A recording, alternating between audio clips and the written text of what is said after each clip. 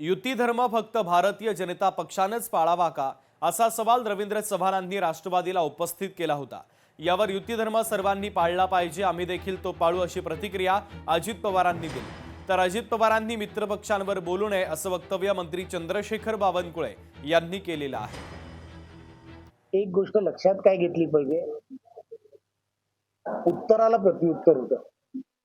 तुम्ही कधी थोडंसं तपासून घ्या, आदल्या दिवशी ते काय म्हणाले।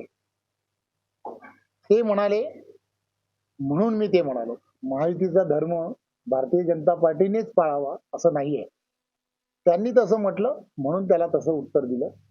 त्यांनी तसं म्हणू नये, आम्ही बोलणार नाही। युती धर्म फक्त भाजपनेच पाळावा काय, राष्ट्रवादीच्या नेत्यांनी देखील त्यांनी सांगितलेलं बरोबर आहे। सगळ्यांनीच युती धर्म पाळला पाहिजे, आम्ही पण त्या ठिकाणी पाळतो। मित्र पक्ष लढताना मात्र तीनही पक्षाच्या नेत्यांनी तारतम्य बाळगायचं की महायुतीला डॅमेज करणारे कुठलेही वक्तव्य तिघांनी करायचे नाही।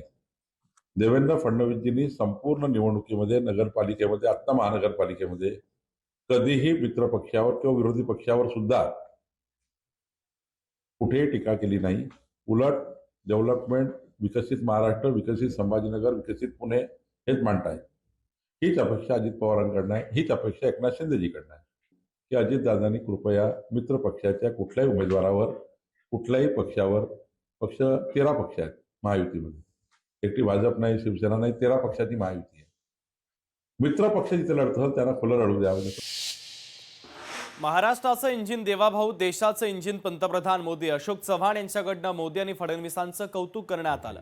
नांदेडला मेडिकल आणि शैक्षणिक हब करायचंय असं आश्वासन अशोक चव्हाणांनी दिलंय।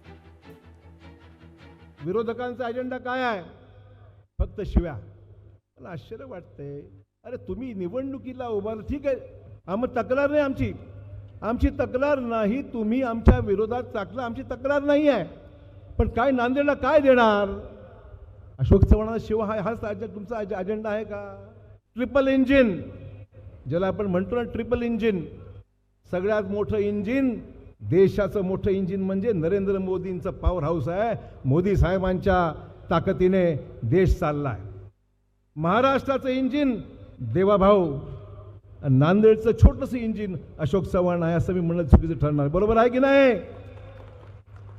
आणि मग 3 इंजिनने डब्बे खेचले तर आपली गाडी पुढे जाईल की नाही?